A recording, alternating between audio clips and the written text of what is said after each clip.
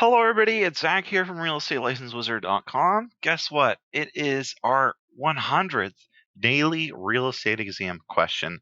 Guys, if you've been following along from the beginning, thank you so very much. I really appreciate it. The responses, the comments, the likes, everything, it's just been so man, it's just been, I'm speechless. Really, the response that I've received for posting all these videos, I really, really appreciate it, guys. Of course, this is my promise to you that we're going to continue with this series. We're going to be continuing to rock these questions out. So please, if you guys have yet to like and subscribe, or maybe you guys have been following along and you have yet just, yet to subscribe or whatever the case might be, I encourage you guys to. Really, this has just been such a fantastic journey. But without further ado, enough of the mumbo jumbo. Let's just dump into the question today. So, here's the deal. Our question today is a follow up on the question yesterday that we did, which had to deal with real estate math, more specifically, property taxes. So, if you guys remember in the last video, I mentioned that there are different types of property tax questions. There are some with annual property taxes, monthly. This is going to be another annual one, but there's a slight difference, and you guys will see that in a bit. So let's check it out. So the question states, a property's market value is $400,000. The assessment rate for the house is 25% with 22.75 mils and a $25,000 property tax deduction. Find the annual property taxes. And it gives us four options. A, $426.56. B, $1,706.25. C, $2,000, or I'm sorry, $2,132.81, or D, $2,225. So, as always, just like before, I'm going to give you guys an opportunity to pause here, bust out your pen and paper, pencil and paper, and do the math. It's as simple as that. So, I'm going to give you guys an opportunity right here to come up with the answer. So go ahead and do that now. All right. So hopefully you guys came up with the answer for this one. So let's bust it out. All right. So in order to do this problem, we have to find annual property taxes. That's the goal here. That's what we're doing. So first off, we have to find the assessed value. Now, in order to do that, we have to take the market value, which is $400,000. And then we're going to multiply that by the assessment rate. So the assessment rate is 25%. So we're going to put that in decimal form or true form, which is 0.25. And then we are going to multiply that. So when we multiply that, what do we get? Well, we get $100,000. And you know what that is? That is our assessed value. So after that, what do we do? What do we do then? Well, this is where some people get this mixed up. So if you were paying attention in our last video, after this step, we would times that assessed value by our mill rate. However, look at this. We have a property deduction here. So what do we have to do with that what do we have to do with that 25,000? Well, we actually have to subtract that before we can find our annual property taxes. So yes, it's true. We have to subtract the property tax deduction. Now, why do we have to do this, and why do we have to do this right here? Well, we have to do this at this step because with property tax deductions, they come off the assessed value. They don't come off the market value. They come off the assessed value. So you have to take in that assessment rate.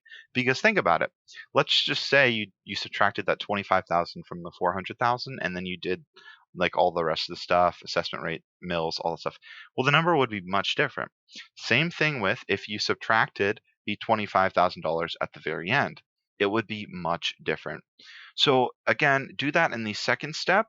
Right after you find the assessed value, you are going to subtract your property deductions, and this goes for any property deductions. So sometimes they'll throw in a specific property deduction. Maybe it'll be you know geez, what's an example? Maybe someone that's blind or has a disability, or maybe a veteran, things like that. People that have those certain property deductions.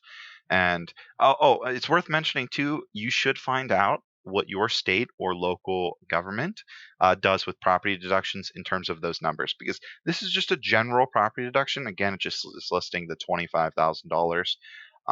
That number specifically is going to be different depending on your state as well as where you live.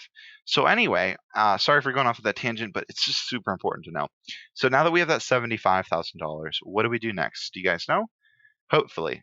So now that we have that $75,000, the next step is to utilize mills.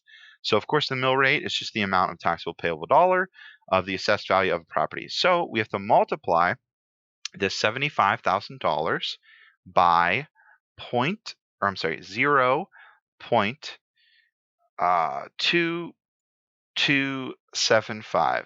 So that's 0.02275. We're going to multiply that. And what is that going to give us? That's going to give us $1,706. I'm sorry, I'm running out of room here. And 25 cents. So guess what? That's our correct answer, which is B. So all that work, and we finally got it. Oh man, that was a tough one, huh? Listen, hopefully you guys got this one right. If not, that's okay. Of course, keep on practicing. As I've mentioned before on this channel, we actually do have a section on our website dedicated to real estate math. So if you guys are finding that you're struggling with math, I encourage you guys to check that out. There's tons of questions that have to deal with annual property taxes, regular property taxes, all the good stuff. So check that out. But yeah, that's going to be pretty much it for this one. A little bit of a long one, but this is like the next grade up. Like if we had to grade the difficulty on the last question, it would be like maybe a C or a B. And then this question for property taxes is going to be like A. This is probably going to be like one of the hardest property tax questions that you're going to get on the exam, if you do get this on the exam. But yeah, so that's going to be pretty much it for this one. I just want to say thank you again, guys, if you've been following along and you've made it through 100 questions. First of all, you guys should be really proud of yourself. Give yourself a little round of applause. Seriously. I know studying is hard. I know this stuff really sucks, guys. But if I can just make it a little bit better for you guys, and I can teach you guys, and you guys can learn along the way so that you guys can pass, that just makes my life so much better, and hopefully it makes your life better too. All right, guys, that's going to be it for me today. So if you haven't liked or subscribed yet, please do. Comments, questions, leave them down below. All right, guys, cheers to another 100. Thanks so much for watching. As always, this is Zach from realestatelicensedwizard.com. Make today magical. I'll see you guys next time.